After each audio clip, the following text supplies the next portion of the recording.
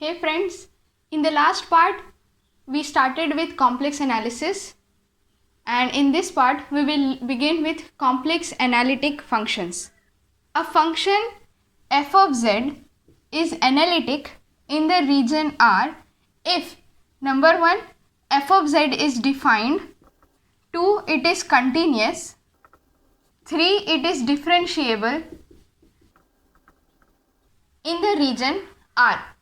Simply said, a complex function f of z which is differentiable is complex analytic.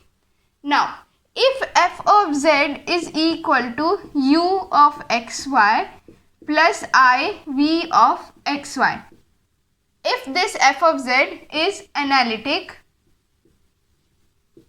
then del u upon del x is equal to del v upon del y, and del u upon del y is equal to minus del v upon del x. These equations are known as Cauchy-Riemann equations, or we can also write them as CR equations. Now these are the Cauchy-Riemann equations in Cartesian form. In polar form, these CR equations can be written as del u upon del r is equal to 1 by r del v upon del theta, and del u upon del theta is equal to minus r del v upon del r.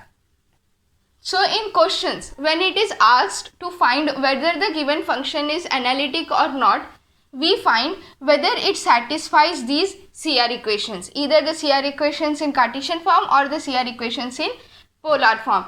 So if the left hand side of the equation is equal to the right hand side, then the function is analytic, or else it is not analytic. Also, if f of z contains only z raised to n terms where n is a positive integer, then that function is analytic. If our function contains only real part of z, then it is not analytic. Only imaginary part of z, then it is not analytic. Or if it contains z bar or z conjugate, z star, that is z conjugate, then it is not analytic. E raised to z, sin z and cos z, where z is x plus iy, are analytic at all finite points except at plus minus infinity. Now why is this? Let's consider sin z. Sin z can be written as sin of x plus iy. Sin a plus b is sin a cos b plus cos a sin b. Now these circular functions in terms of hyperbolic can be written as sin x is equal into cos hy. This we have seen in part 1. Cos x, I cos x into sin hy. Now again we know hyperbolic functions can be written as sin x e raised to y plus e raised to minus y divided by 2 plus I cos x e raised to y minus e raised to minus y divided by 2. Now if you consider point infinity, then we know e raised to infinity is equal to infinity. This means what?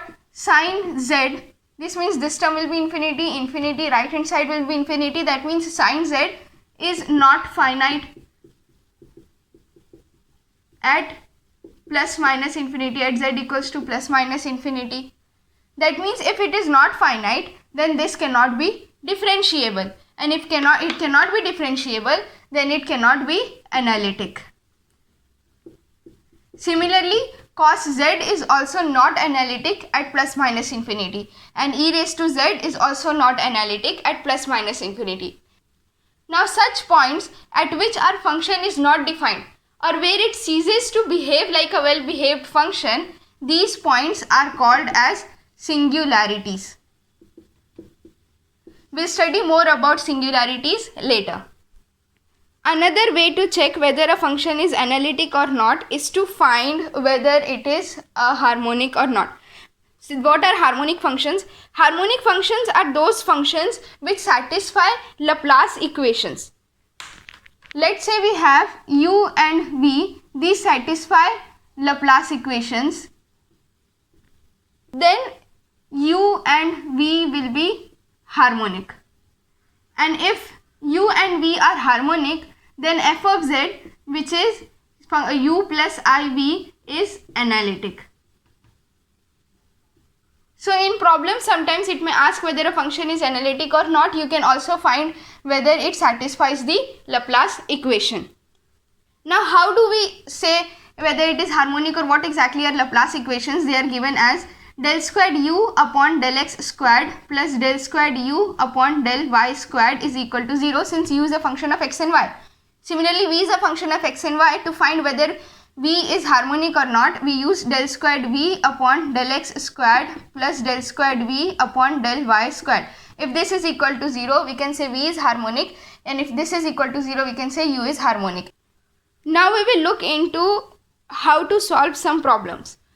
First problem is, let's say u is given and we have to find v or f of z. F of z is nothing but u plus iv. There are two methods. First method is using the Cauchy-Riemann equations. We know dv, which is a function of, v is a function of x and y. Therefore dv will be written as del v upon del x dx plus del v upon del y dy. Now using CR equations, del v upon del x is minus del u upon del y dx plus del v upon del y is del u upon del x dy. Now dv, so v will be integration minus integration del u upon del y dx plus integration del u upon del x dy. Now, so this is how you will get, so put the values, integrate, you will get v, and if you want to find f of z, just put the value of u plus iv, will get f of z. Now, how do you solve this integration is, after you put the value del u upon del y, you will take, while doing the integration, you will take any y term as constant. So in this integration, y term will be taken as constant. And after you put the value here del u upon del x and do the integration, then while doing the integration, you will ignore, or you can say remove, any x term or any term which contains x. You will ignore or remove that term from the entire integration. Let's say we have u is equal to x plus half x squared minus y squared, and we need to find v. Now it has been given that z is of the form x plus iy, so we can say f of z is of the form u plus iv. So v will be equal to minus integration del u upon del y. Del u upon del y is minus y dx plus integration del u upon del x. Del u upon del x will be 1 plus x dy. Now here in this first integration, minus into minus will be plus.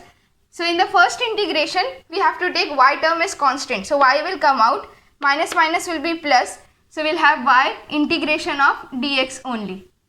Plus, we know in the second term, second integration, we have to ignore any term containing x. So we'll ignore this term, we'll have only integration 1 dy. That will be only integration dy. So this will be yx plus y. So this will be our v. If you want f of z will be u, that is this term, plus I, this term. Similarly now, v is given and we have to find u or f of z. Again we'll use the CR equation, and what we'll get is du will be equal to del u upon del x dx plus del u upon del y dy. So this will be written as, using CR equations, del u upon del x is del v upon del y dx minus del v upon del x dy. So u will be equal to integration del v upon del y dx minus integration del v upon del x dy. So same thing, when we will do this integration, we will take y as constant, and when we will do this integration, we will ignore any term containing x, even if it is in the form, let's say 1 plus xy plus y plus x, and you have to do the integration of this dy. You will ignore this term, you will ignore this term, we will have only y, plus y squared by 2. Got it? Now the third method is, again u is given and we only need to find f of z. No, we don't want v. We directly want to find f of z. So for directly finding f of z, we are having a shorter method which is called as Milne Thomson method. Now what is this method? You take u and find del u upon del x. Let's call this phi 1 of xy. Then we'll do del u upon del y and let's call this phi 2 of xy. Now we will replace x by z and we'll replace y by 0. So we'll have here del u upon del x is equal to phi 1 of z comma 0, and we'll have here del u upon del y which is phi 2 of z comma 0. Now f of z will be equal to integration phi 1 z comma 0 minus I phi 2 z comma 0 dz. This is how from u we directly get f of z using the Milne Thomson method. Now if v is given and we need to directly get f of z, again we will use the Milne Thomson method. We'll find del v upon del x which is phi 1 of xy, and then we'll find del v upon del y, that is phi 2 xy. Again we'll replace x by z and we'll replace y by 0. Then we'll have del v upon del x is equal to phi 1 z comma 0 and del v upon del y will be equal to phi 2 z comma 0. Now here f of z will then become integration phi 2 z comma 0, this term, plus I phi 1, this term, phi 1 z comma 0, integration with respect to z. Now in some other problems, u minus v will be given to you and we will have to find f of z. Here again we will use the Milne Thomson method, but first what we will do is, we know that f of z is equal to u plus iv. Then we have I f of z will be iu minus v, right? I squared will be minus.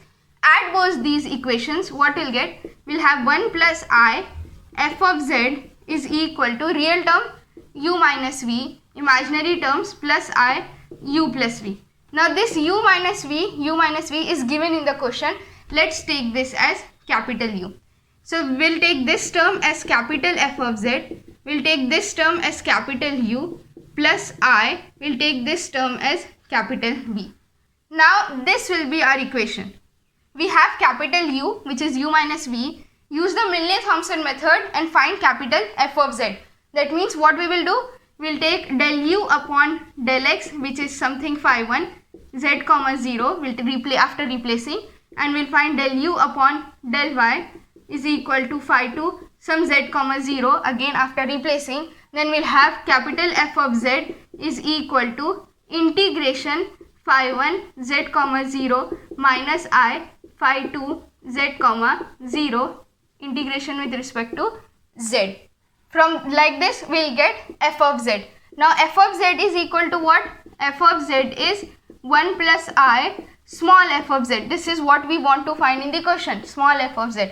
So we'll get here small f of z will be equal to this f of z divided by 1 plus I. So this is how you find f of z if u minus v is given. Now if u plus v is given to you and we need to find f of z, we will do the same thing as we did before, but instead of considering capital U, we will assume that we have capital V. We know f of z is equal to u plus iv. Again we'll have I f of z will be equal to iu minus v. Add both these equations, we'll have 1 plus I f of z is equal to u minus v plus I u plus v, right? Now this u plus v is given, we'll take this as capital V. So we'll have here capital F of z is equal to capital U plus I and this term as capital V. Now this is our equation where v is given. Use the Milne Thomson method. From v find f of z and then we'll have small f of z is equal to capital F of z divided by 1 plus I. This is how we'll get small f of z. These are not the only types of questions which are asked. They may be different, but you will get an idea as to how to solve them when you practice more questions on these. Now I am going to leave you with two problems. Problem number 1. Which of the functions cannot be the real part of complex analytic function of z equals to x plus iy? First, x squared y, b x squared minus y, x cube minus 3xy squared, or 3x square y minus y cube. The second question is, for z equals to x plus iy, which of the following function f of xy is not a complex analytic function of z? This is very simple. I know you can do this because we have already seen this in this video itself. So try solving both of these problems. See you in the next part. Peace be upon you.